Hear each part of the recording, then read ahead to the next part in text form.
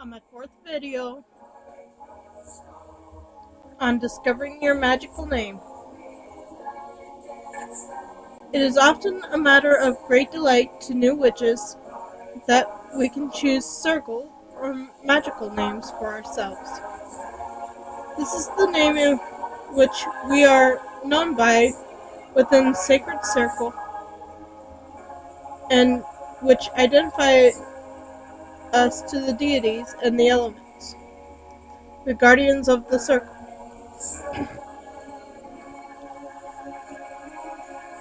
A number of Wiccan traditions are associated with choosing a name,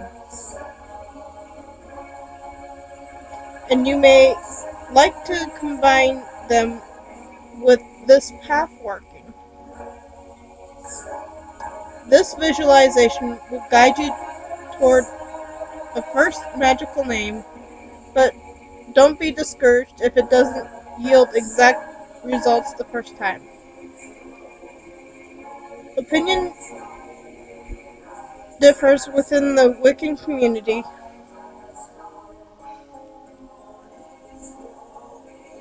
regarding how, when, and to whom your magical name should be revealed.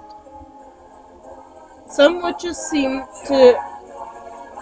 happy to take on their magical tag as an everyday name, though they may have a further, more closely kept name for circle purposes.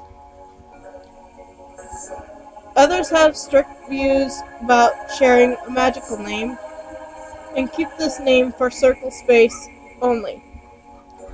Whatever you, your coven, or group protocols decide, you should never reveal another witch's magical name without permission. Names have power and should be treated with respect.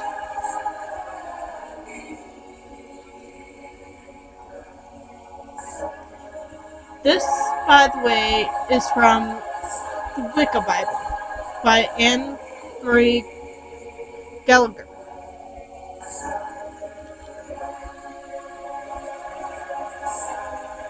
See?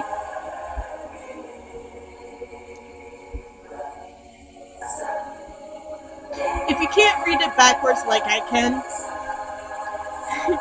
that's okay.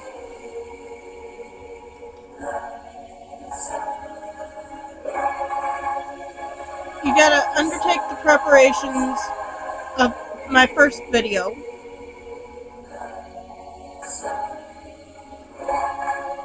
Close your eyes, relax, and enter the space behind your eyelids. Go into the darkness within and feel yourself dropping through the levels of consciousness.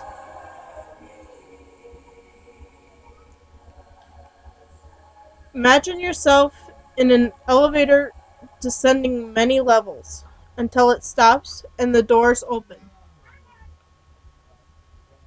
Step out into a candlelit passage. Proceed along the passage, noting the texture of the floor on your bare feet, the material of the walls, and any decorations that are present. Note whether the passage is straight or bent. You come to a doorway leading to a chamber. Is the doorway covered by a curtain, a door, or a screen, or is it open? Pass through into the room beyond, paying attention to details of your surroundings. At the center of the room is a tall plinth which you ascend by the means of steps. Approach whatever is on the plinth. The object holds a clue to your magical identity. Pick it up and inspect it. Wear or eat it. Whatever is appropriate to the object you find. When you are ready, step down from the plinth.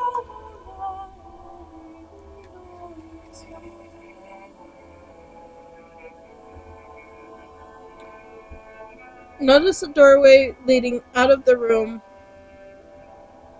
Pass through the door into another passage. You may notice a flow of fresh air passing through the corridor as it leads you out into open terrain.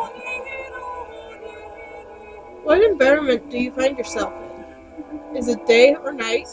What animals or plants, if any, surround you? Is there a preponderance of any one of the elements in this environment? Lots of water or the presence of fire and heat? Spend some time here, as you may find further clues to your magical name. When ready, choose a spot to sit down and absorb the nature of this environment. Wait for guidance to come.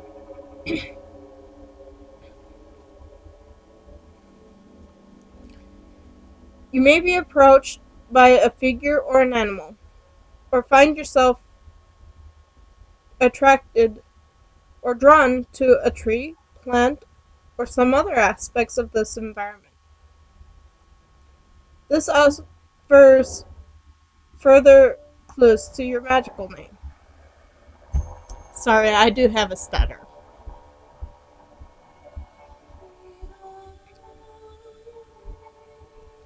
You may have this offered to you if a figure speaks with you. Whatever happens, remember to thank the figure, creature, tree, plant, or element for their guidance. When the surroundings have yielded all that they are prepared to in respect of your magical name, close your inward eyes and move back into the darkness. Mentally step into your elevator and feel yourself ascend to the level of everyday consciousness. Slowly return to your surroundings. Open your eyes, ready to note the significant aspects of your inner journey.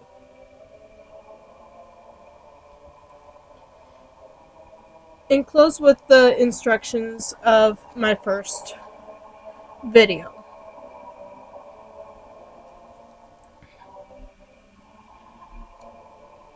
Finding a magical name may take time and patience.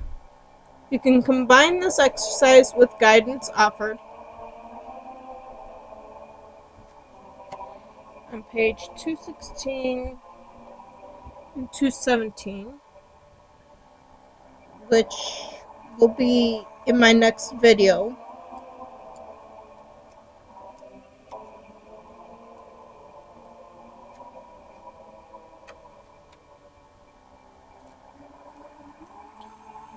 Or continue to meditate on it and take careful note of aspects that appear in your everyday life. Often such coincidences are the result of your enhanced attention and should be noted.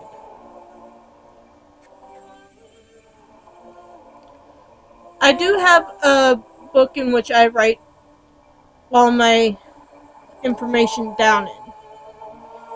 It is called a mirror book. It's kind of like having a book of shadows ready at hand to write your stuff down in. But I do have two books. One is my book of shadows, and the other is my mirror book. Well, I have three actually, because I write down my spells in a journal. But that's for another video.